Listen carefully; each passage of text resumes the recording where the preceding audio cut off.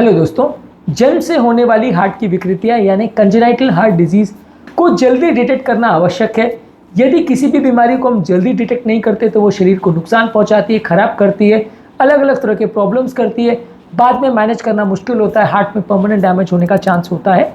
लेकिन इशू ये होता है कि इन बीमारी को डिटेक्ट कैसे करें, क्योंकि कई बार ये बीमारियाँ बहुत लेट तक लोगों को पता नहीं चल पाती है और पेशेंट डॉक्टर के पास तब पहुंच पाता है जब बीमारी ऑलरेडी बहुत लेट हो चुकी होती है और बहुत हार्ट को डैमेज कर चुकी होती है। तो आज हम डिस्कस करेंगे कौन कौन सी ऐसी टेक्निक्स है, कौन कौन सी ऐसी मोडालिटीज़ है जिसके द्वारा आप ये जन्म से होने वाली हार्ट की विकृतियाँ यानी कंजेनाइटल हार्ट डिजीज को जल्दी डिटेक्ट कर सकते हैं और जल्दी ट्रीटमेंट के लिए डॉक्टर के पास लेके आ सकते हैं। और अलग अलग टेक्निक से कितनी जल्दी और कौन कौन सी बीमारियों को आप डिटेक्ट कर सकते हैं, ये भी बात करेंगे। टॉपिक बहुत ज़्यादा इंपॉर्टेंट है उन लोग के लिए जो जन्म से होने वाली हार्ट बीमारियों से बचना चाहते हैं या उसे अर्ली डिटेक्ट करना चाहते हैं। तो सारी मोडालिटीज़ पर आज हम बात करेंगे, इसलिए हर पॉइंट बहुत इंपॉर्टेंट होगा, एंड तक देखते रहिएगा। टॉपिक पर जाने से पहले जो लोग हमारे चैनल पर नए हैं उन्हें रिक्वेस्ट करूँगा कि चैनल को सब्सक्राइब करें, वीडियोस को लाइक करें, शेयर करें, फॉलो करें, कमेंट करें, पूरा देखें। सबसे पहले ज़रूरी है प्री नेटल स्क्रीनिंग, यानी बच्चा जब माँ के पेट पे होता है तो अब आप कुछ टेस्ट करके उसको असेस करते हैं। इसमें 2-3 तरीके के टेस्ट होते हैं। इसमें आप सीरम अल्फा फीटोप्रोटीन, HCG यानी ह्यूमन कोरियोनिक गोनाडोट्रोपिन टेस्ट या अनकॉन्जुगेटेड एस्ट्रायल यानी UE3 टेस्ट करते हैं, जो प्रेगनेंसी में हाई रिस्क डिटेक्ट करता है। और यदि इस तरह का कोई भी टेस्ट पॉजिटिव है तो ये बताएगा कि बच्चे को प्रॉब्लम होने का चांस ज़्यादा है और इस तरह की माओं को ज़्यादा अग्रेसिवली स्क्रीन करना पड़ेगा। इसके अलावा बच्चे के पैदा होने से पहले 5वें महीने और 7वें महीने में बच्चे की हार्ट का स्कैनिंग किया जाता है, इसको फीटल अल्ट्रासाउंड बोलते हैं। इसमें काफ़ी हद तक बड़ी बड़ी कंजेनाइटल हार्ट डिजीज पहले पता चल जाती हैं। 5वें महीने में इसको डिटेक्ट करना बहुत ज़्यादा इंपॉर्टेंट इसलिए है क्योंकि ज़्यादातर जो भी अबॉर्शन किए जा सकते हैं या प्रेगनेंसी टर्मिनेट की जा सकती है वो 5वें महीने तक मैक्सिमम की जा सकती है। उसके बाद प्रेगनेंसी टर्मिनेट करना रिस्की हो जाता है। तो ज़्यादातर जो भी आपको टेस्ट करने हैं 5वें महीने तक ही कर लेना चाहिए। उसके बाद यदि आप बीमारी को डिटेक्ट करते भी हैं तो भी बहुत लेट हो चुका होता है और उसको ट्रीट करना मुश्किल होता है। इसके अलावा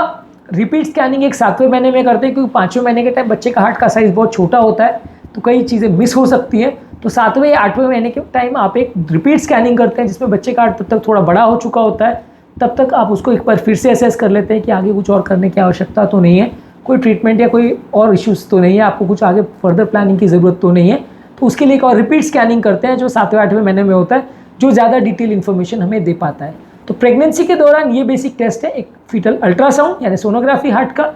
और जो ब्लड टेस्ट है। ये 2 चीज़ें इंपॉर्टेंट है जो हमें सिग्निफिकेंट इन्फॉर्मेशन देती है। यदि किसी व्यक्ति के पेरेंट्स को प्रॉब्लम है, यानी मतलब ऐसे पेरेंट्स हैं जो बच्चा प्लान कर रहे हैं उनको ही अगर प्रॉब्लम है कोई हार्ट का या फैमिली में किसी को प्रॉब्लम है तो उनको ये सारे टेस्ट करवाने चाहिए, नहीं तो प्रॉब्लम्स होने का या बीमारी मिस होने का चांस ज़्यादा होता है। नेक्स्ट है न्यूबॉर्न स्क्रीनिंग, यानी जब बच्चा पैदा होता है तो उसको डॉक्टर के पास स्टेथोस्कोप से सुनता है। अगर उसको कोई एबनॉर्मल साउंड लगता है या बच्चे को कोई फीचर्स एबनॉर्मल लगते हैं तो बच्चे का तुरंत एक सोनोग्राफी हार्ट का अल्ट्रासाउंड किया जाता है। तो इससे काफ़ी कंजेनाइटल हार्ट डिजीज डिटेक्ट हो जाते हैं। तो काफ़ी केसेस जो क्रिटिकल होते हैं वो तो स्टेथोस्कोप से डिटेक्ट हो जाते हैं, लेकिन अगर कॉम्प्लेक्स डिजीज़ है तो कभी कभार मिस भी हो सकता है। तो आइडियली तो हर बच्चे का अल्ट्रासाउंड हो जाना चाहिए, पर अल्ट्रासाउंड क्योंकि बच्चों का इतना ईजिली अवेलेबल नहीं होता, बहुत कम सेंटर्स ही इसको ऑफर कर पाते हैं एटलीस्ट आज के डेट में, तो इस वजह से हर जगह ये नहीं होता। हो तो ज़्यादा बीमारियाँ डिटेक्ट हो सकती हैं पर नहीं हो पाता। इसलिए इस तरह के केसेस में आप जब भी पॉसिबल हो या एटलीस्ट जो हाई रिस्क केस हो वहाँ पे बच्चे का जल्दी एक अल्ट्रासाउंड करा कर डिटेक्ट कर सकते हैं कि उसको कोई हार्ट की प्रॉब्लम नहीं है। हर एक बच्चे का करें ऐसा कोई ज़रूरी नहीं है क्योंकि इतना कॉस्ट इफेक्टिव नहीं है, बहुत कम बच्चों को ये प्रॉब्लम होती है, इसलिए सबका स्कैनिंग करना तो मुश्किल है। पर एटलीस्ट जहाँ पे आपको अबनॉर्मलिटी दिख रही है, सैचुरेशन कम दिख रहा है या बच्चे को सांस लेने में तकलीफ हो रही है या माँ को बाप को कोई ऐसी बीमारी है जहाँ पे उनको प्रॉब्लम होने का अंदेशा है, बच्चों को प्रॉब्लम होने का अंदेशा है, वहाँ पे तो डेफिनेटली टेस्ट करना चाहिए। इसके अलावा आप बच्चे का क्लिनिकल असेसमेंट करते हैं कि बच्चे को कोई प्रॉब्लम तो नहीं है और ये बच्चा नीला तो नहीं पड़ रहा है, सांस लेने में तकलीफ तो नहीं हो रही है, खाना खाने में या दूध पीने में उसको दिक्कत तो नहीं हो रही है, बच्चे का ग्रोथ प्रॉब्लम तो नहीं हो रहा है, अब नॉर्मल हार्ट साउंड्स आ रहे हैं या मरमर आ रहा है जो कि आप स्टेथोस्कोप से डिटेक्ट कर सकते हो। तो इस तरह के कोई भी साइंस अगर आपको दिखते हैं क्लिनिकल इवैल्यूएशन में तो भी आप डिटेक्ट कर सकते हो कि बच्चे को प्रॉब्लम है। बच्चे को इवैल्यूएशन के लिए जब कभी आप पीडियाट्रिशियन के पास लेके जाते हैं, बच्चों के डॉक्टर के पास लेके जाते हैं तो वो ये चीज़ें बेसिक असेसमेंट करता है और यदि कोई प्रॉब्लम दिखती है तो फिर वो बच्चे को अल्ट्रासाउंड या हार्ट का सोनोग्राफी के लिए भेजता है, इको के लिए भेजता है और उसमें बच्चे को बीमारी है या नहीं ये पिकअप होती है। तो ये इंपॉर्टेंट है जज करना कि यदि किसी को अगर क्लिनिकल असेसमेंट में या इवैल्यूएशन में प्रॉब्लम दिखती है या बच्चे को कोई अबनॉर्मल प्रॉब्लम्स दिख रही है जो कि ऐसा हार्ट प्रॉब्लम की तरफ पॉइंट करती है तो फिर डेफिनेटली टेस्ट होना चाहिए, तो फिर डेफिनेटली ट्रीटमेंट होना चाहिए। इस तरह के केस में फाइनल डायग्नोसिस तो इको पर ही होगी, लेकिन ये स्क्रीनिंग एवेल्यूएशन करके आप एटलीस्ट ये तो कंफर्म कर सकते हैं कि प्रॉब्लम है या नहीं, या फर्दर जांच के लिए जाने की ज़रूरत है या नहीं। अगला है डायग्नोस्टिक टेस्ट। डायग्नोस्टिक टेस्ट ज़्यादातर बच्चों का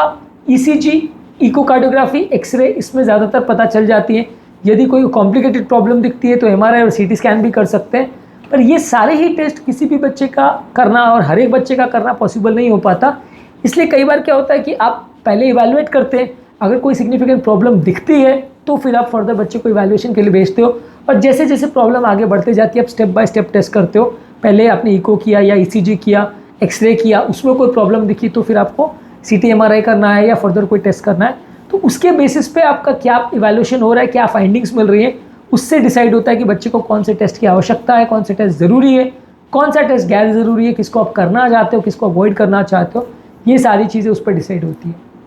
अगला है जेनेटिक टेस्टिंग।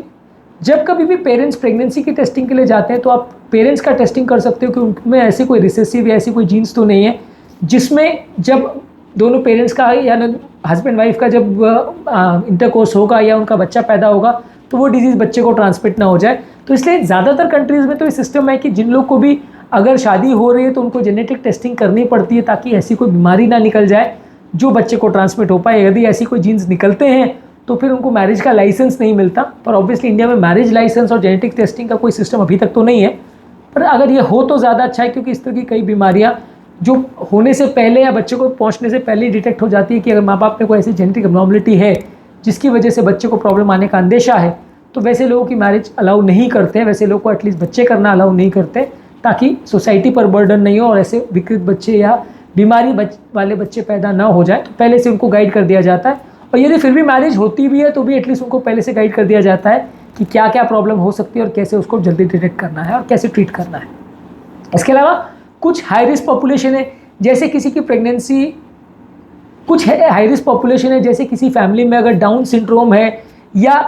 डाइजॉल सिंड्रोम है, या कुछ ऐसे पेशेंट्स हैं जहाँ मटर्नल यानी माँ को डायबिटीज़ है, या माँ को कोई मेडिसिन का एक्सपोजर हुआ है, या माँ को कोई केमिकल्स का एक्सपोजर हुआ है प्रेगनेंसी के दौरान, या माँ को अल्कोहल वगैरह का एक्सपोजर हुआ है, वहाँ पे ज़्यादा विजिलेंस रखी जाती है, वहाँ पे ज़्यादा ध्यान दिया जाता है, वहाँ पे जन्मजात विकृतियाँ होने का प्रॉब्लम ज़्यादा होता है। तो वैसे में आपको ज़्यादा सावधानी रखने की ज़रूरत है, बार बार जांच करने की ज़रूरत है, और यदि कोई प्रॉब्लम डिटेक्ट होती है तो टाइम पर ट्रीटमेंट करने की ज़रूरत है। और लास्ट में इंपॉर्टेंट चीज़ है कि माँ और पिता को दोनों को प्रॉपर अवेयरनेस कराने की ज़रूरत है, उनको प्रॉपर एजुकेट करने की ज़रूरत है। ज़्यादातर इस तरह की बीमारियाँ ट्रीटेबल होती है, लेकिन ज़्यादातर पेरेंट्स को पता ही नहीं होता कि इस तरह की कोई बीमारी भी होती है, और बीमारी होती है तो कैसे उसकी डायग्नोसिस करनी चाहिए, कैसे ट्रीटमेंट करना चाहिए, कुछ भी नहीं पता होता। यदि आपको ऐसी चीज़ें पता नहीं होंगी तो आप डिटेक्ट नहीं कर पाओगे, टाइम पर ट्रीटमेंट नहीं कर पाओगे, कंडीशन बिगड़ जाएगी, तब तक आपको कुछ पता नहीं चलेगा। इसलिए बहुत ज़्यादा ज़रूरी है कि हेल्थ के बारे में पीपल का अवेयरनेस होना चाहिए, लोगों को बीमारियों के बारे में पहले से पता होना चाहिए ताकि वो चीज़ों को अप्रोप्रिएटली प्लान कर सकें। बीमारी होने के बाद जब आप रिएक्शनरी ट्रीटमेंट देते हैं कि अब ये हो गया, अब ये करना है या क्या करना है पूछते हैं,